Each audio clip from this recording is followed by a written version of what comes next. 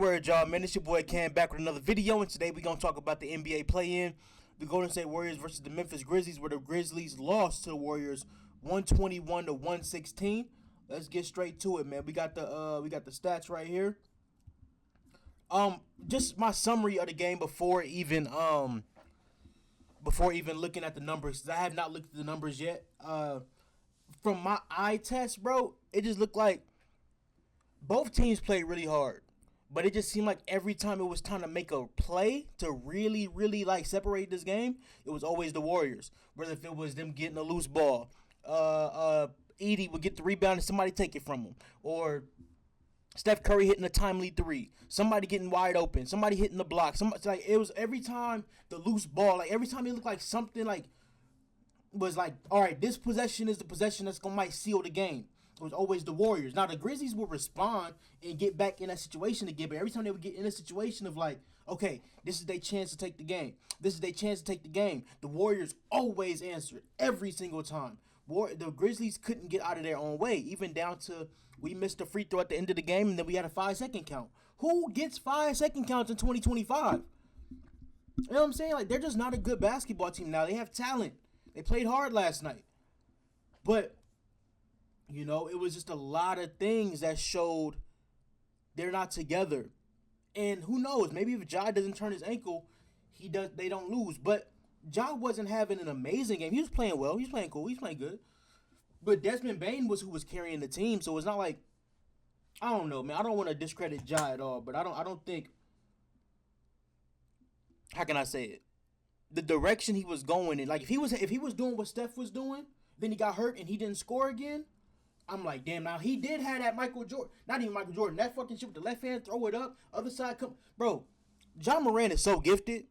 So I hate that he's hurt. I hate that he's hurt because now I'm worried about the next game. Because he's going to be more hurt today than he was yesterday.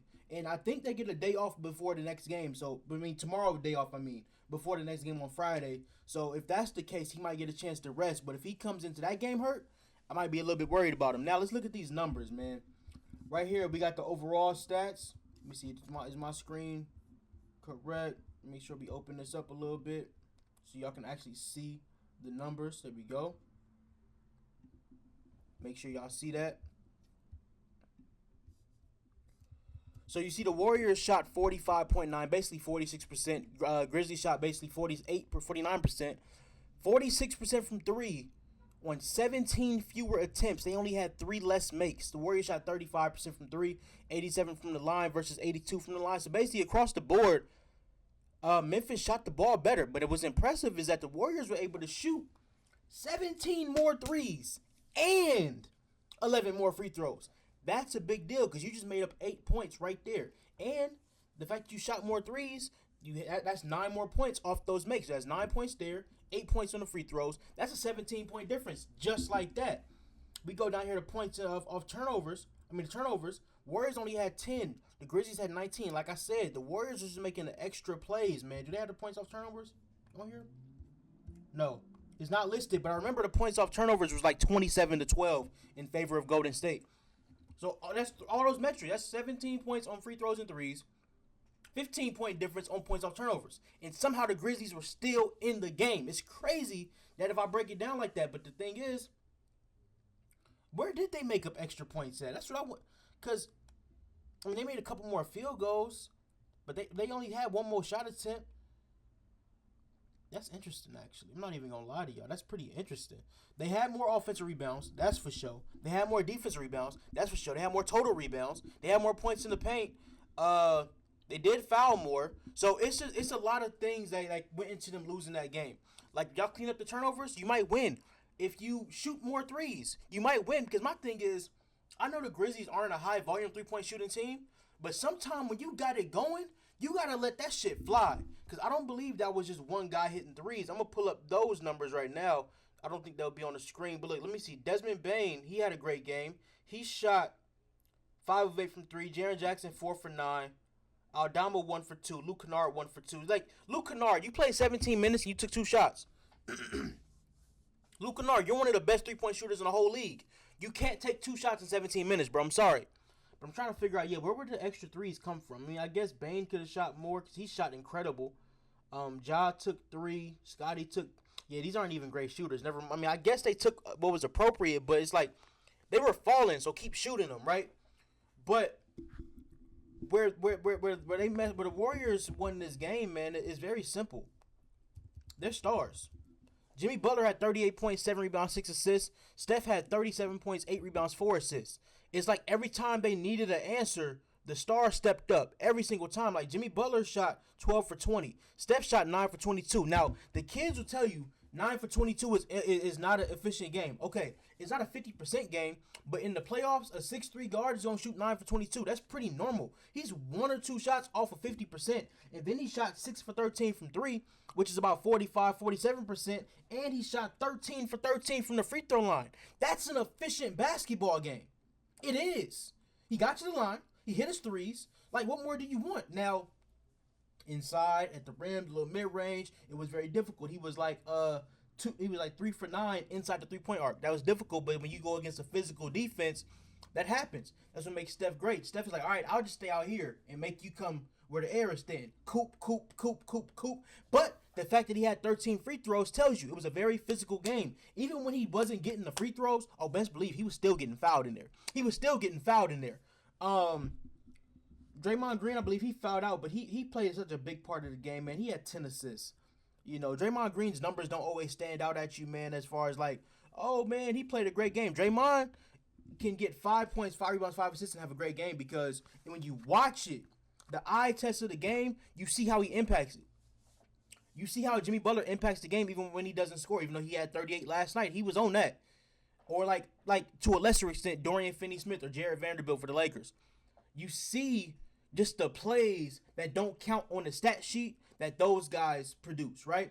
Now, Podziemski only had 3 points. He's been on a heater lately, but of course, I told many people you can't expect him to go 80% every single night. It's just not going to happen. At the end of the day, he's still Brandon Podziemski. So so you can't expect Brandon Podziemski to be great every single night, but Gary Payton, he gave you 12 points. He's actually been playing pretty decent basketball lately. Like on the season, he's only averaging 6.5 points a game, but the last couple games I watched, I know this is a lot of nothing in between, but the Grizzlies was a big game, 12 points. In that Rocky game, he had 16. He got some big minutes. Now, in these other games right here, he just wasn't getting shot attempts. I feel like he should get more shot attempts. Like, he's not a sniper, but you can't give a guy minutes if they're not going to be productive on offense. That's why there's a few guys in a few other series, I'm like, they're going to get played their ass off the court. Rudy Gobert, you have to provide offense in the playoffs. You got to do both. If you a cone on defense, you either got to be the best offensive player in the league like Luka, or you got to be, Shea. Like, so you got to be somebody so great on offense where they can't afford to take you off the court. But if you're a regular one-dimensional player, oh, no, you got to go. Now, if you're a defensive one-dimensional player, you really got to go because they'll play you 5-on-4, and they get an advantage to go double-team Steph. And if you're not going to step up and make the buckets, then you in trouble. But Gary Payton, I think, is capable of doing it. Buddy Hield only played 12 minutes. Kevon Looney played 10 minutes. Guy Santos played about 6 minutes. No minutes for Jonathan Kuminga. Now, Warrior fans, if y'all watching, tell me why Kuminga hasn't been playing. Because I'm not a Warrior fan, so I don't watch every single game. I know he was hurt. He came back to play us to the Lakers a couple weeks ago. He came back for that game. He played pretty decent, too. And since then, I don't think he's been playing. So is he got an injury nagging him, or is Steve Kerr just say, hey, bro, I'm not messing with you right now? So whatever it is, y'all let me know. What's next for the Grizzlies, bro? It's crazy that they had a 5-second violation at the end of the game and a missed free throw at the end of the game and some costly turnovers toward the end of the game as well. Well, guess what? Those all sound like execution problems, right? You know who could have helped with the execution? A head coach. That's why Denver's in trouble, bro. Not because Denver's not a good team, but the fact is, bro, you need a coach to win in the playoffs. Period. You're not about to win in the playoffs without a head coach. And even JJ Redick is a rookie head coach, right? That's not even what I'm talking about because what's his name in Boston? I got his face. What's his name in Boston, man? Oh my God. I don't even know the motherfucker's name. Regardless, he was a rookie last year, but he had the whole year to develop as a head coach. When you're developing in the playoffs, oh, you in trouble. You're in trouble. So if Memphis do win and get the 8th seed, they getting swept. And then now you got to answer questions about that roster. Is Jaren going to be there next year? Is Ja going to be there next year? Is Bane going to be there next year? What are you going to do? Speaking of Memphis, man, Zach Edey, let me see, what did he finish with? Zach Edey had 14.17 rebounds, right?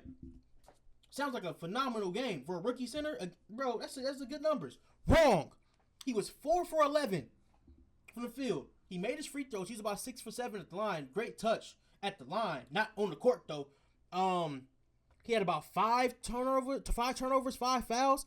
He did a lot of dumb stuff. Like, every time he get the rebound, he let them knock it out of his hand and take it.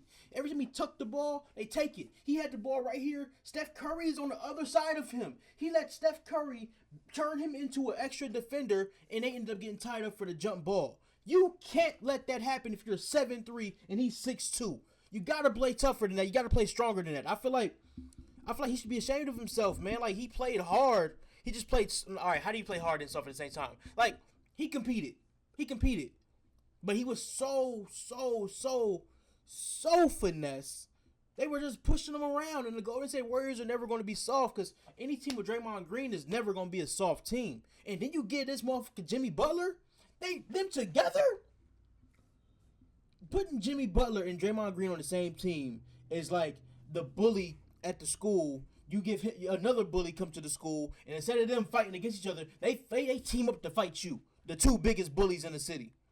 No, the Warriors got some toughness now. They always had it, but now it's doubled down. So Zach Edey, bro, you have to be tougher than that. Jaren Jackson played a good game. You just gotta be more aggressive, bro. 18 points in 40 minutes ain't enough. In a game like, no, it ain't enough, bro. Like, you gotta get about 25 points. You gotta be as aggressive as Desmond Bane was, because you had open looks. You know what I'm saying? Scottie Pippen Jr., you played good for a role player. You know, they had some good moments. Like, Santi Aldama played a good game. I liked most of this team. They actually played a good game. I think as a group they played over their heads, though, because I don't think they're as good as they showed last night, even though they struggled. My camera about to die. Hold on. But with that being said, man, I know people might look at the Warriors and be like, well, Steph's not going to get 37 every night. Jimmy's not going to get 37 every night. Like, man, let's keep it a buck. Let's go right here. Steph Curry. Career playoff stats, Stephen Curry has averaged 27 points, 6 rebounds, 6 assists, 5 rebounds in 147 games in his playoff career. Let's not forget, about 4 of those years, you had Kevin Durant, or how many years was KD in there? 3 years or 4 years? 3 years. Damn, it seemed like it was more than that. But regardless, so let's look at the years without Kevin Durant, the last 3 years without Kevin Durant, right here, right? 28 points a game, 27 points a game, 30.5 points a game, 6 rebounds, 5 rebounds, 5 rebounds, 6 assists, 6 assists, 6 assists, over 1 steal, over 1 steal, over 1 steal, 44%, 45%, 46%, 38% from 3, 39, 40% from 3, 36% from 3. So basically what I'm saying is, since Kevin Durant left, Steph has been consistently around 28 plus a game in the playoffs. So what makes you think he can't get you 30 in the playoffs now? He averaged 30.5 last time. Let's go to Jimmy Butler career playoff stats, but let's go specifically to Jimmy Butler Miami Heat, right? That's when he was at his best. Damn, I can't type today. I cannot type today. What the hell am I doing?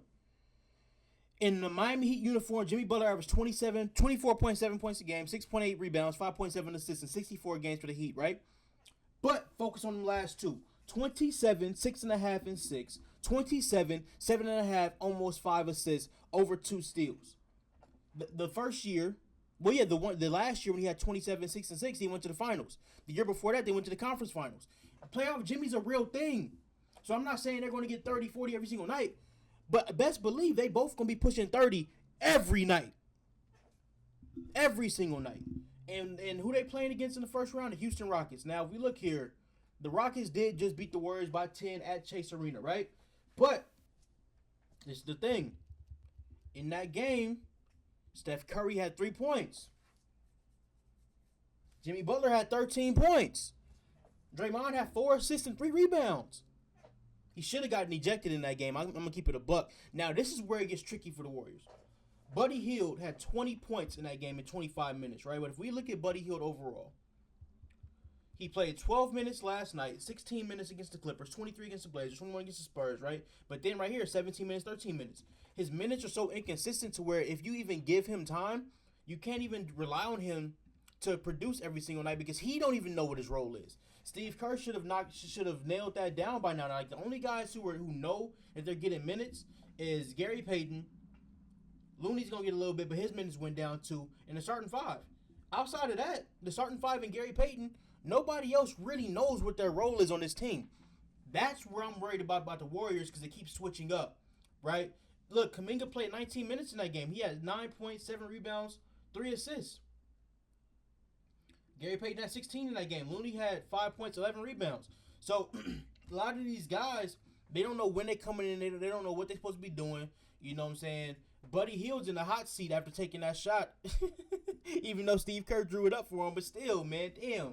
But that's my point, though. I don't see Jimmy Butler and Steph Curry combining for 16 points ever again in the same game. Like I can see Steph having a bad game, but then in that game I can see Jimmy Butler, being more aggressive. Like Jimmy was not aggressive in that game too. That's the other thing. Jimmy really didn't shoot in that game to the fourth quarter. He had 7 points through the first 3 quarters on like 4 shot attempts. So like I think Jimmy has this way of just feeling his way through the season, feeling his way through matchups, and in the playoffs, it's all gas, no breaks. I think that's going to happen. Now, if we look at Houston, everybody except Van Vliet did their job. Dylan Brooks, he overexceeded. Thompson's around his averages. Sengun's around his averages. Jalen is around his averages. Jabari's around his averages. Freddie was terrible. But what you do is, if you even out Van Vliet, I think he averages about 14, 15 a game, get him to his averages. You get Dylan back to his averages, which is also about 14 points a game. You still sit around this 106 number, right? I think the Rockets are about 106 to 110. That's a good game for the Rockets. But the Warriors, you add 24 points on Steph. That alone, you add about 10 points on Jimmy. Even if you take about 5 off pods, and you take all the points off Buddy Hield, you still flip the game because you're adding 40 between Jimmy and Steph just by them playing a regular game. So that being said, man, I'm going back and forth on my prediction because I think Houston's a better team, top to bottom. Houston's issue is they don't have any closers. They don't have anybody on a team that I'm afraid of when they get that ball with the game on the line. They don't have one guy. They're the only team in the West that's set up like that. Like you got Shea with Denver. Man, not Denver, OKC. Then you skip Houston. Lakers are 3. You got Bron, Luka. I'm serious. I trust Austin Reeves in the clutch more than I trust any of these guys. That's just what it is because he's shown it. You got Jokic and Murray. Murray's clutch is shit in the playoffs. You got Kawhi and Harden. Like, come on, dog. Then you got who's 6? The Warriors are 6. No, I'm sorry. The Timberwolves are 6. You got Anthony Edwards.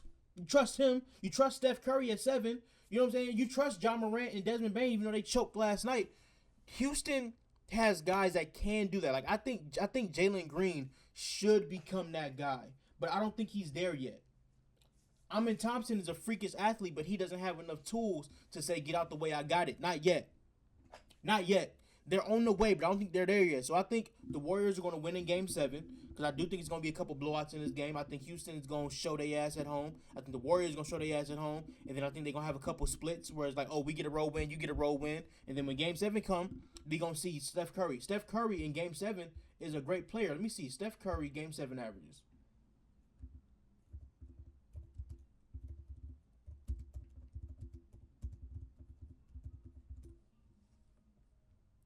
Yeah, look at this shit.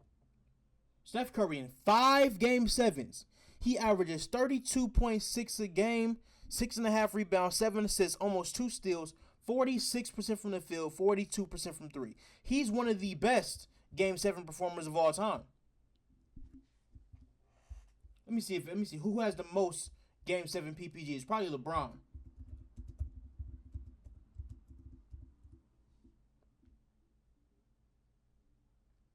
Oh, but he only played 1 game though. Give me some sample size. Kevin Durant played 5 games. God damn. Kevin Durant in 5 Game 7s averaged 36 points. LeBron in 8 Game 7s averages 35. Jordan in 33-7. They said Jordan never went to Game 7 though. Liar. Steph Curry in 5. See? He's right there. He's like number 4 of like players that played multiple Game 7. Oh, damn. Look at my dog Luka. I skipped over him. Ha ha. He with us now. He with us now. In 2 Game 7s, Luka averaged 37. I'm sorry, 40.5 points a game, 8.5 rebounds, 9 assists on almost 60% from the field. God, bro, look. Luka's one of those guys where like you know how good they are, but when they join your team, it really hits you how good they are, right? He's one of them. But yeah, my point is, bro, Steph Curry is a great Game 7 player. So I think the series is gonna go to 7. I think in Game 7, Steph is gonna do what he does. Let me see what does Jimmy do in Game 7s? Jimmy Butler. Cause I don't think any of those other guys been in Game 7s. Like, not as the man. Jimmy has 4 Game 7s. He averages 22 points a game. Not terrible, but it's not great. But like, if Steph is giving you that Steph shit and Jimmy can come give you 20, you're not beating the Warriors in the Game 7. I think the only Game 7 Steph lost was the one to LeBron. That's what I think anyway, because I can't think of another time Steph lost a Game 7. I'm trying to think about it. I can't figure it out. Because they won in Houston. They won when he put 50 up against Sacramento. That's 2. They lost to Cleveland. That's 3. He played 5 of them, though. It's 2 more Game 7s I can't find. Oh, they played the Clippers in the Game 7, I think, and the Clippers won that, actually. Yeah, oh, that was a baby Warriors. But my point is, man, Steph elevates his game. I think they're going to go to Game 7. Even though it's in Houston, I don't think it's going to matter too much because you got the 2 best players in the series. I'm confident in that. And then Houston is a team that's never really been in that situation. Much like when Sacramento took the Warriors to 7, I picked the Warriors to win that series because I thought the Warriors were going to win in 6. I didn't think it was going to get to 7. But because of the fact is, man, when you are a champion and you've been through it all, a team that ain't really been through it, they gonna get to sweating. They body gonna get cold, bro. Like, there's the video when the Lakers was 2002 was about to play the Sacramento Kings in the Western Conference Game 7. Kobe just sitting there looking menacing, looking like he ready to kill. And you got the Kings, they got towels over their faces. They just sitting here like they already looked defeated before the game started. That's what happens when you have guys that never been there. These guys are champions. Jimmy's not a champion, but he's made the finals multiple times. So these guys know how to win. Draymond's a 4-time champ. Steph is a 4-time champ. Steve Kerr is like a 10-time champ as a player, exec, and coach. So when you have that much experience, it's going to be tough. So if the Rockets want to win this series, they probably got to win it in 5. Because you're not winning a Game 6 in San Francisco. And if it ends in 6, that means the Warriors are up 3-2. You have to win every single home game, and you got to steal a road game. That is the only way you're going to win that series if you're Houston. If Golden State gets about 2 games off of you, and they get confident, oh, no, you done messed up. You're in trouble. You have to win this series 4-1. If we get to a Game 6, best believe we're going to Game 7. Unless if the Warriors are down and we're in the Game 6, they're going to win Game 6 to 4-7, and then we're going back home to Houston, and they're going to beat the brakes off of them. Anyway, man, that's all I got for this series. I got some more stuff coming up, man, because the playoffs is coming real soon. I'm super excited for what's to come, man. I'm super excited for the playoffs. It's going to be a great playoffs because the West is loaded. The East, they got some, like the Indiana matchup's going to be good. The Detroit-New York matchup going to be good. Boston-Orlando got a chance to be good because Orlando's a good, young, physical team. If they didn't have so many injuries, they probably would be top 4 in the East. So that's a sneaky good matchup. I think Boston's 2 and Cleveland's 1. Them teams can't mess with Cleveland. Anyway, man, y'all tap in with me. Let me know what y'all think about the playoffs. Let me know what y'all think about the game last night. What y'all think about Houston and Golden State series. I got the Warriors in 7. I'm going to stand to it. It's your boy Cam. We out of here. Peace.